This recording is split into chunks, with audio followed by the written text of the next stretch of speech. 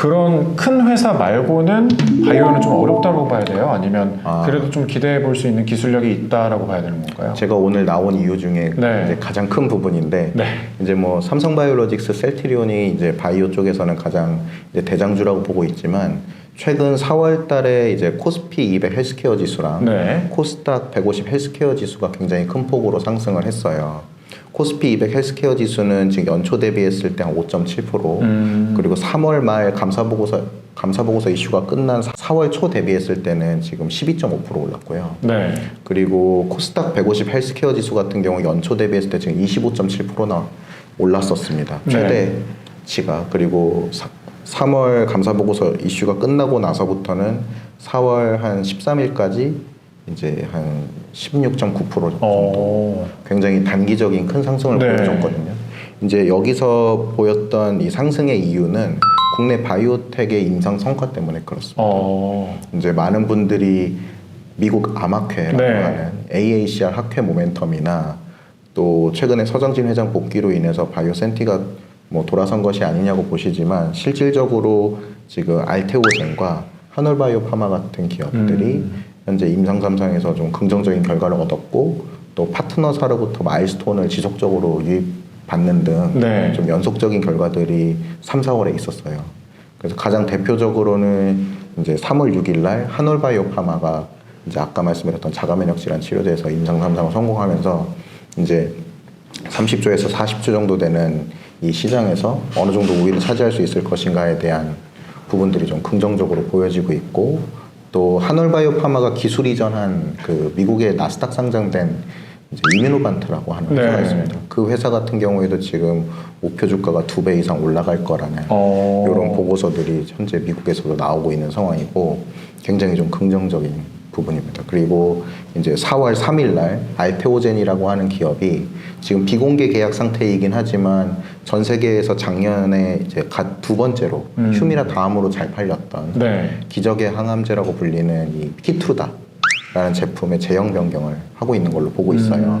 비공개 계약이어서 머크라는 기업으로 현재 추정을 하고 있는데 이 키투르다라고 하는 제품이 2028년 특허가 종료되고 이제 바이오시밀러가 진입되는 걸 방어하기 위해서 지금 이제 원래는 혈관 주사를 통해서 투약을 받는데 이제 뱃살에 찌르는 이런 또는 허벅지에 찌르는 방식인 피하 주사라고 하는 제형으로 현재 변경을 하고 있고요. 이 부분이 지금 3상 단계에 진입하면서 알테오젠이 마일스톤을 성공 보수 일부를 받은 걸로 보고 있습니다. 이게 4월 3일 날 뉴스가 이제 나왔고, 그 다음으로 이제 그 동일한 날 레고캠바이오라고 또 항암제를 개발하는 국내 기업이 있는데 여기서도 중국에서 진행하고 있던 그 유방암 치료제에 대한 임상 3상 진입으로 인해서 이제 또 마일스톤을 알테오젠이 받은 동일한 날 받게 됩니다. 그러면서 바이오에 대한 신뢰가 많이 무너져 있었던 상황에서 전반적인 신뢰도 회복이 일어났었고요. 그 다음에 그 다음 날 바로 또 알테오젠이 이제 2019년도에 기술 이전했었던 현재 사노피로 추정하고 있는 이 기업으로부터 이제 해외 생산 능력 확보에 따른 또 성공 보수를 받게 됩니다. 이게 사실 가장 좀 큰 트리거였는데 왜 그러냐면 알테오젠 같은 경우 2019년도에 사노피하고 지금 기술 이전을 했을 걸로 추측하고 있는데 지금 거의 3년 동안 임상 1상이 개시되지 못하고 있어요. 그래서 작년 여름쯤에 이제 알테오젠이 사노피로부터 기술 이전 반환되는 것이 아닌가에 대한 루머들이 많았었거든요. 그래서 굉장히 큰 폭으로 주가가 하락했었는데 이제 4월 4일 날 사노피로부터 마일스톤이 유입됐다고 가정이 되기 때문에 이제 기술 이전 반환에 대한 이런 우려들이 완전히 회복이 되고 그날 알테오젠이 18%가 올랐거든요. 그래서 전반적인 그날 이제 바이오텍들의 주가 상승이 이루어지고 한 2, 3일 연속적으로 바이오텍들이 전반적으로 올라줬고 이제 삼성바이오로직스와 셀트리온까지 같이 올라주면서 굉장히 오랜만에 바이오 섹터에서 좀 바텀업 주가 상승이 이루어졌습니다. 앞으로도 그럼 계속 좋게 봐도 되는 거예요? 사실 그 이후로는 지금 좀 다시 수급이 꺾여서 현재 뭐 코스피 200 헬스케어 지수도 1795를 찍었고 그 다음에 지금 1714까지 어제 날짜로 좀 떨어진 상황이고 코스닥 헬스케어 지수도 지금 한 100포인트 정도 넘게 떨어진 상황인데 요거는 이제 실적 시즌이 되어서 아무래도 바이오텍 같은 경우에는 이제 실적과는 좀 연관이 없다 보니까 네. 이쪽에서 수급이 좀 떨어진 게 아닌가 보고 있고요. 그렇지만 이제 미국에서 올해 M&A 될 수 있는 기업들의 후보가 10개 이상 현재 나오고 있는 상태고, 유동성 이슈나 매크로 이슈 때문에 바이오텍들이 계속적으로 자금 조달 부분에서 어려움을 겪고 주가가 계속적으로 하락해서 현재 굉장히 다들 저평가되어 있는 상태이기 때문에 이제 쉽게 보시면은 빅파마들이 이제 줍줍하기를 시작할 거다라고 네. 이런 부분들이 좀 나오지 않을까 보고 있습니다. 그래서 최근에 3월 달에 파이자에서 우리나라 시젠 말고 미국의 또 시젠이라는 기업이 있거든요. 아, 다른 회사예요? 네, 다른 회사입니다. 요 회사를 이제 56조 원이라고 하는 굉장히 큰 돈을 주고 네. 인수합병을 또 결정하기도 했었고요.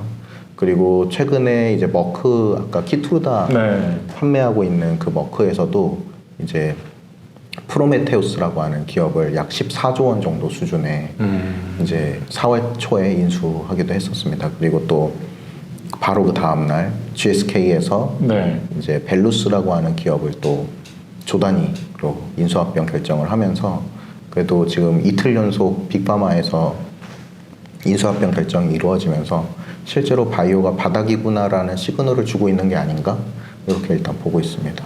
그럼 그 빅파마에서 이제 어쨌든 좋은 기업들을 줍줍하는 거잖아요. 네. 그럼 그 빅파마한테 되게 호재로 생각해도 되는 거예요? 사실상 이제 가능성이 있는 기업들을 보통 인수하거나 네. 뭐 이런 상황이기 때문에 당장 인수했을 당시에 실적이 크게 좋아진다고 보기는 좀 어렵고, 네. 물론 이제 FDA 이미 출시된 제품을 갖고 있는 기업을 인수할 경우에는 매출이 같이 붙게 되지만 빅파마는 워낙에 매출이 크기 때문에 사실 한두 개 기업의 인수로 인해서 뭐 실적이 크게 좋아진다 네. 이렇게 보기는 좀 어렵고, 이제 아까 말씀드렸듯이 휴미라나 또는 키트로다 같은 블록버스터 의약품들이 만약에 특허가 만료됐을 때 네. 이제 매출을 계속적으로 이어가려면 이제 추후에 또 프로미싱한 파이프라인들이 필요하겠죠. 네. 그래서 그런 것들을 마련하기 위해서 미리 투자한다고 보시면 될 것 같습니다. 그렇군요. 그 바이오 관련된 기사를 검색하다 보면 네. 임상 1상, 2상, 3상 혹은 무슨 학회라든지 FDA 승인이라든지 그런 뭐 이슈가 있을 때마다 주가가 되게 요동치잖아요. 네. 진짜로 좋은 기사를 선별해서 볼 수 있는 방법이란 게 있을까요? 네. 그 부분이 사실 네. 가장 어렵죠. 뭐 대표적으로 예를 들면 임상 1상 한 개만으로도 한 6, 7개 기사를 낼 수가 있어요. 그래요? 왜냐면 이제 임상 1상 신청했다. 네, 신청. 네. 그 다음에 임상 1상 승인받았다. 승인. 그 다음에 이제 임상 1상 환자 모집 시작했다. 네. 그 다음에 환자 투약 완료했다. 투약까지. 네. 그 다음에 이제 결과 보고서 곧 나온다. 뭐 순항 중이다. 이런 네. 보고서들이 이제 중간에 나오겠죠. 그 다음에 이제 결과 발표까지. 지금 보시기만 해도 임상 한 개만으로도 6, 7개의 기사가 가능해요.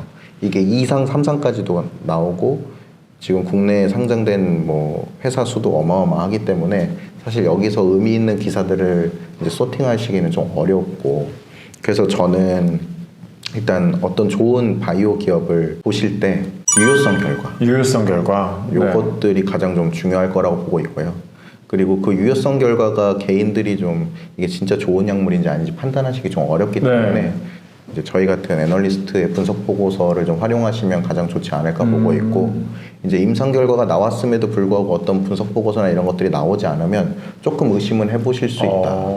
이렇게 보고 있습니다. 그리고 또 어떤 기업이 좋은지 안 좋은지에 대한 판별이 좀 어려우실 때 저는 가장 처음으로 보셔야 된다고 드리는 말씀은 기술 이전 여부. 기술 이전 여부. 네. 뭐 이 부분도 상당히 뭐 많은 질문들이 오긴 하는데, 일단 기술 이전을 했다는 것은 제3자로부터 그 기업의 기술 검증을 어느 정도 좀 마쳤다라는 얘기가 되기도 하고, 그 파이프라인이 이제 제3자가 보기에 충분히 매력적이었다라는 뜻이 되거든요.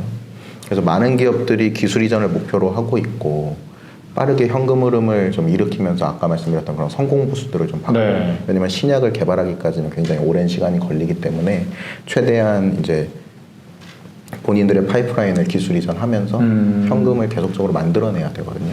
많은 국내 바이오텍들이 그런 방식으로 현재 사업을 진행하고 있어서 기술 이전을 특히나 이제 빅파마에 성공한 기업들 같은 경우에도 사실 매크로 이슈 때문에 다 같이 평가가 절하된 네. 상태여서 저는 오히려 더 좋다고 보고 있습니다. 그래서 기술 이전 여부를 꼭 확인하시기를 좀 바라고, 좀 리스크가 있지만 기술 이전을 할 수 있을 것 같은 기업들은 이제 유효성 결과 보고서들을 좀 참고해 보시면 좋을 것 같아요. 그럼 이제 어쨌든 실제로 보고서도 쓰시잖아요. 네. 근데 어쨌든 보고서는 뭐 소비자들도 많이 보겠지만 일반 사람들도 많이 보지만 기업도 많이 보잖아요. 네. 근데 거기에 뭐 숨어있는 힌트라든지 쓰실 때 그런 네. 뭐 특정 단어라든지 그런 것도 있나요? 이제 뭐 가장 보기 좋으신 거는 이제 네. 보고서 제목이죠. 제목. 네. 네. 제목에서 그 애널리스트가 함축하고자 하는 거의 모든 내용들이 이제 들어가 있다고 보는데, 이제 제목에서부터 이 기업이 좋은지 안 좋은지 또는 지금 현재 상황이 좋은지 안 좋은지에 대해 거의 다 드러나 있다고 저는 봅니다. 네. 그래서 보고서를 굉장히 꼼꼼히 이렇게 막 다 읽으시기보다는 제목하고 이제 맨 앞 페이지에 나와 있는 요약 정도를 좀 보시고 이제 분위기를 좀 훑어가시는 방법이 네. 가장 좋지 않을까 싶습니다. 과거에 쓰셨던 제목 중에 좀 기억 남으신 거 있나요? 저는 사실 굉장히 솔직하게 쓰는 솔직하게요? 그냥 뭐 임상일상 결과 발표 뭐 이렇게 쓰시는데 네. 이제 재밌게 표현하시는 분들은 뭐 더 제목을 활용을 많이 하시는 편이죠. 그렇군요. 그리고 또 이제 애널리스트들이 보고서를 쓸 때 네. 어떤 특정 기업은 되게 여러 명이 커버하는 경우가 많거든요. 네. 그런 기업들은 더더욱 또 기대가 높다라고 보실 수 있겠습니다. 네. 제목 잘 쓰면 그 기업에서도 칭찬해 주겠네요. 뭐 그런 것도 있나요? 네, 그런 것도 있죠. 알겠습니다. 바이오 투자자분들이 굉장히 많잖아요. 그럼 네. 마지막으로 그 투자자분들께 해주고 싶은 말씀 있으면 짧게 좀 부탁드릴게요. 네, 지금 사실 시장 상황이 이제 바이오 쪽으로 좀 투자 심리가 옮겨졌다고 보기는 어렵지만 네. 그래도 이제 좀 국내 기업들이 임상 3상을 성공하거나 또는 임상 3상에 진입하면서 이제 상업화 단계에 거의 다다른 상태거든요. 네. 그래서 빠르면 내년 또는 25년도에는 국내 기업들 중에도 이제 글로벌 출시가 가능한 약물들이 나올 걸로 보고 있어요. 그래서 저는 성장성 부분에 있어서는 이제 좀 긍정적으로 보고 있고, 다만 이제 뭐 매크로 이슈나 이런 부분들 때문에 투자는 조금 조심스럽게 접근할 필요가 있다라고 봅니다. 그래서 저도 여의도에 와서 기업 분석을 해보고 많은 기업들을 탐방하고 하지만 기업이 좋은 것과 주가의 흐름은 사실 조금 다른 얘기라는 게 가장 좀 아쉬웠고, 네. 또 바이오 기업 같은 경우에 실적이 없다 보니까 더더욱 소외되는 경우가 많은 것 같아요. 그래서 이제 투자의 어려움도 많이 느끼시고 또 뭐 횡령이나 네. 배임 또는 임상 실패 같은 이슈들이 또 바이오 쪽에서 몇 번 나왔었기 때문에 네. 투자자분들의 신뢰가 사실 많이 떨어진 섹터이기도 한 것 같습니다. 그래서 앞으로 많은 국내 바이오텍들이 성과를 좀 보여주면서 신뢰도를 회복해 나가는 중이다. 그리고 아까 말씀드렸던 그런 기업들의 좀 안 좋은 사례도 있었지만 네. 분명히 글로벌 기업들과 어깨를 나란히 할 수 있을 정도의 그 원천 기술과 차별성을 가진 기업들이 존재하거든요. 네. 그래서 그런 기업들은 좀 더 믿고 이 신약이 개발돼서 이제 출시될 수 있는 그 출시의 기준은 이제 FDA하고 EMA 같은 유럽, 미국 시장을 기준으로 좀 연구를 하고 있는 기업들을 좀 많이 응원해 주셨으면 하는 바람입니다. 알겠습니다. 자, 현대차증권의 엄민용 위원과 함께 바이오 섹터 관련한 얘기, 이슈 한번 살펴봤습니다. 고맙습니다. 감사합니다.